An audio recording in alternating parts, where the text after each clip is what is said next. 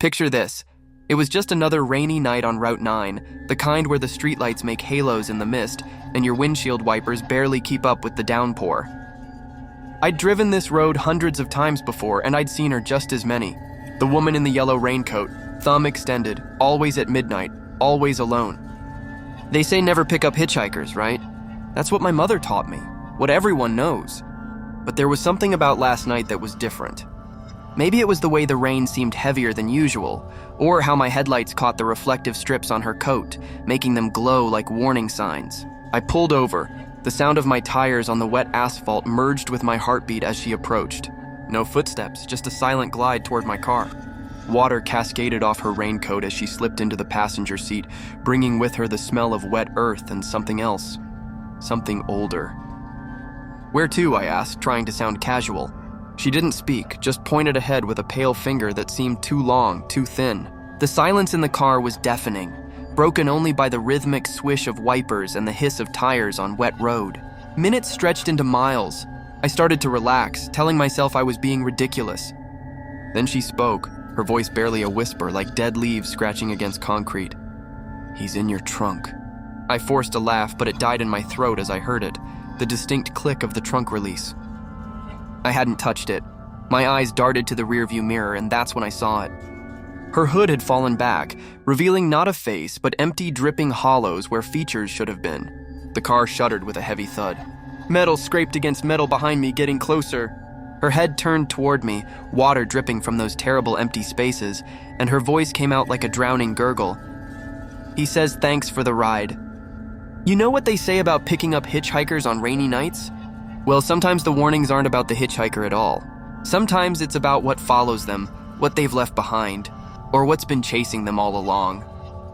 They still say you can see her on Route 9 every midnight in that yellow raincoat, but now you know if you see her, keep driving.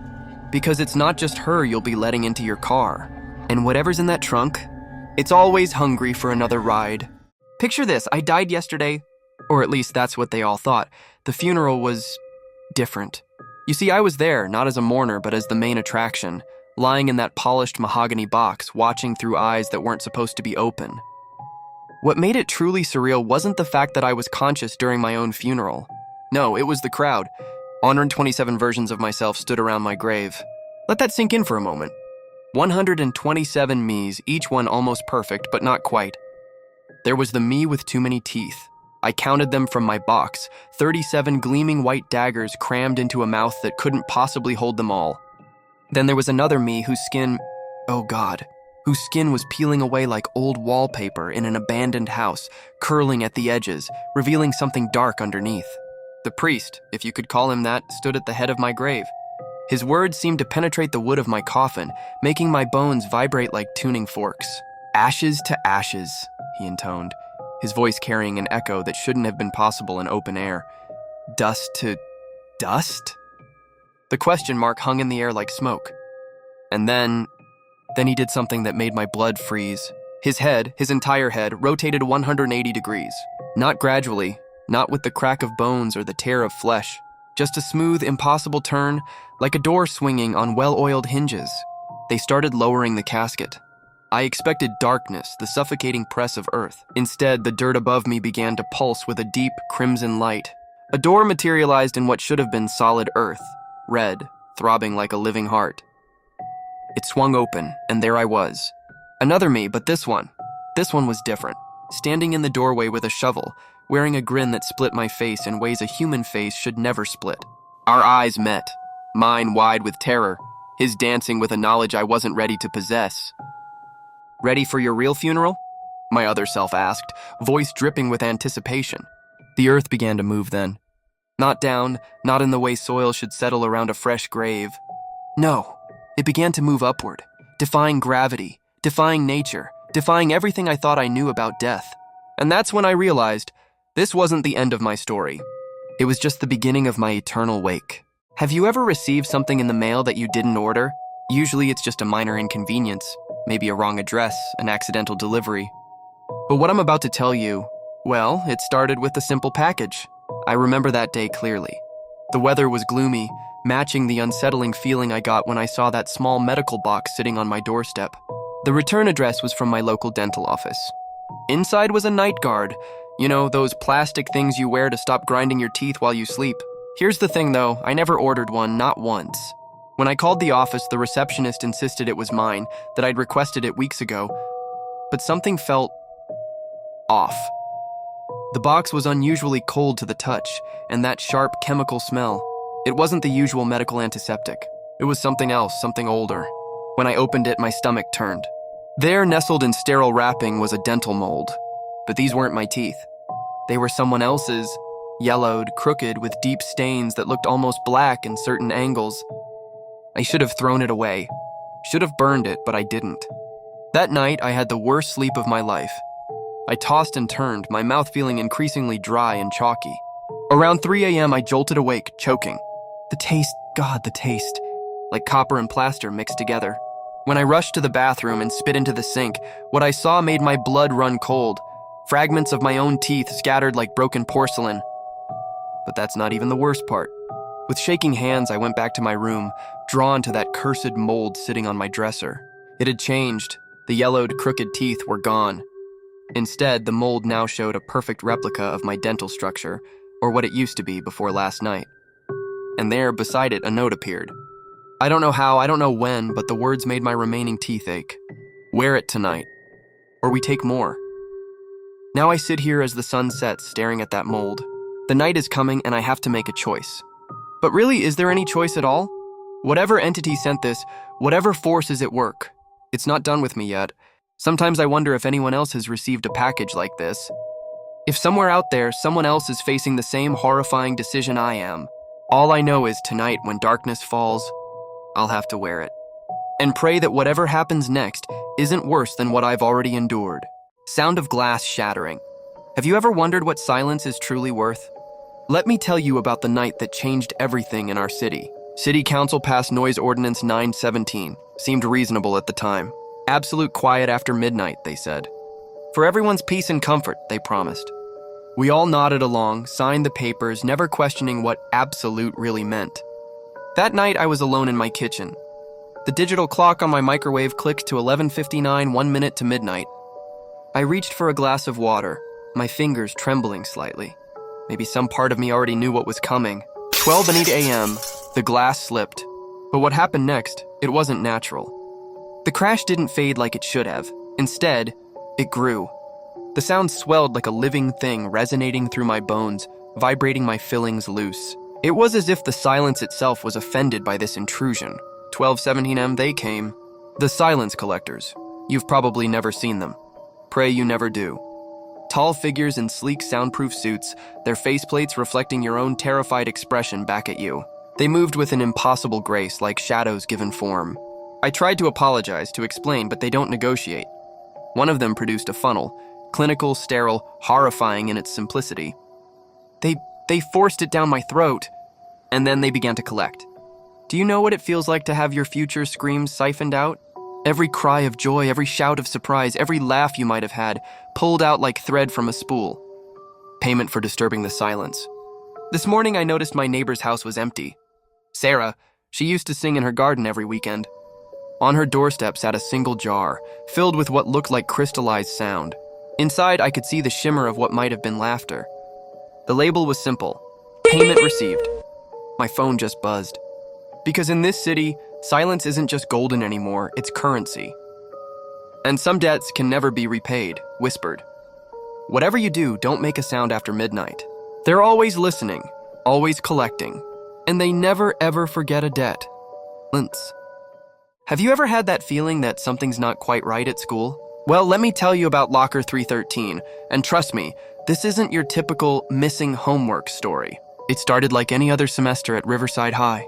New students rushing through hallways, old lockers creaking open and shut, the usual chaos. But Locker 313, that one was different. You see, it stood there, innocent looking, just another gray metal box in a long row of identical lockers. Except it wasn't innocent at all. The first incident happened when Sarah Martinez lost her chemistry textbook. Now, losing a textbook isn't unusual, but what was weird was how she described it. The locker, it sort of gulped, she said, her voice shaking. Nobody believed her, of course. I mean, lockers don't gulp, right? Then came the phone incident. Jake Thompson was texting during class break, and when he quickly shoved his phone in the locker as Mr. Peterson walked by. Well, let's just say that phone never saw daylight again. Not even the janitor could find it, and trust me, they looked everywhere. But things got really freaky when Ms. Davis, our English teacher, set her coffee cup down for just a second while helping a student. The cup disappeared with this weird slurping sound. That's when people started paying attention. The administration tried to dismiss it all as pranks or forgetfulness, but they couldn't explain what happened to Tommy Chen's hand. He was reaching in to grab his gym clothes when, well, let's just say he pulled back something that looked more like a Halloween prop than a hand. Don't worry, it returned to normal after a few hours, but Tommy never went near that locker again. Here's the kicker though, the locker's combination, 6-6. Yeah, like something out of a horror movie. The school tried changing it multiple times, but it always reset itself by the next morning.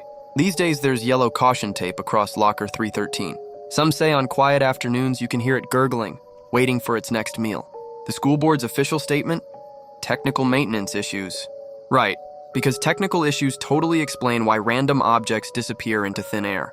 So next time you're at school, maybe think twice about which locker you're assigned.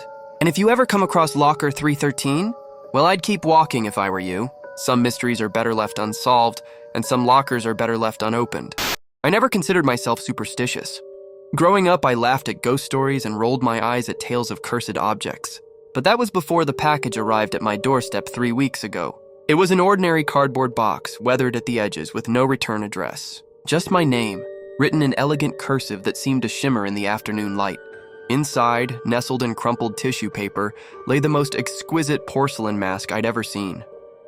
Pure white, like freshly fallen snow, with delicate features carved by a master's hand. The craftsmanship was breathtaking. High cheekbones, a perfect nose, and that smile, that haunting, eternal smile that seemed to hold secrets in its curves. Being an art enthusiast, I didn't think twice about hanging it on my bedroom wall. It became a conversation piece, drawing compliments from visitors who'd ask about its origin. A mysterious gift, I'd say with a shrug, trying to ignore how the mask's eyes seemed to follow them around the room. But last night everything changed. I woke to a sound I'll never forget. A soft, rhythmic clicking, like porcelain fingers tapping against wall. In the darkness, illuminated only by moonlight, the mask had shifted. Its head was tilted at an impossible angle, and though it had no eyes, I could feel it watching me, studying me from the shadows. My heart pounding, I pulled the covers over my head like a child praying for morning. When dawn finally broke, I convinced myself it had been a dream, until I rolled over and found the mask lying on my pillow, mere inches from my face. It should have been cold, lifeless like any porcelain piece. Instead, it was warm, pulsing with an impossible heat that reminded me of human skin. When my trembling fingers brushed against its surface, the carved lips parted, and words emerged in a whisper that felt like silk against my mind. Wear me. Just once. I couldn't resist. How could I? The mask called to something deep within me, a longing I didn't know I had. As I raised it to my face, it melded to my features like it was made for me. Perfect fit, perfect match, perfect prison. Now I stand here, staring into my bathroom mirror, watching my reflection that no longer blinks. Behind me, the mask hangs on the wall again, empty and innocent. But I know the truth. I know what waits in that porcelain shell, patient and hungry, watching for the next curious soul who will answer its siren call.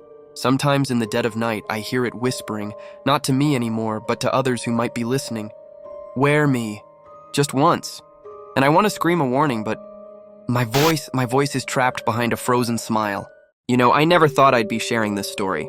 But after what happened during those 3 nights at Harrison Manufacturing, I need someone to know the truth. The job seemed perfect at first. Triple pay just to watch an abandoned factory during the graveyard shift. Who wouldn't jump at that?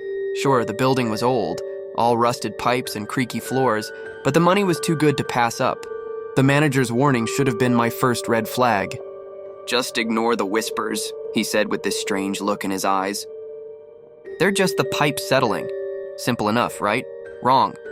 Night 1 started normally enough, but around 2 a.m. I began seeing things. Shadows that shouldn't be there, darting between the massive machines. I told myself it was just my eyes playing tricks, the moonlight through dirty windows. But deep down, I knew better. Night 2 got worse. I brought my thermos of coffee like usual, but when I went to take a sip, it wasn't coffee anymore. The liquid was dark, brackish water that smelled like river bottom. I dumped it out immediately, but the smell lingered in my nose for hours. But tonight was different. Everything changed at 3:02 a.m. The intercom suddenly crackled to life, static mixing with what sounded like a whisper. Shift ends at 3:03 a.m. Run, don't look back! I watched in horror as the digital clock on my desk froze at 3:02. Then one by one, every light in the factory died. The emergency lights, the security monitors, everything. Just darkness. That's when I heard it. Something wet and heavy dragging across the factory floor, coming straight toward my security booth. My heart nearly stopped when the exit door slammed shut on its own, the sound echoing through the empty building. The intercom crackled again, but this time the voice... God, that voice, it wasn't human. It gurgled like something speaking through water. You have exactly 1 minute. Tell us why you stole from the payroll. I hadn't stolen anything, I'd only been there 3 nights. But before I could process what was happening, I heard keys jingling outside the door.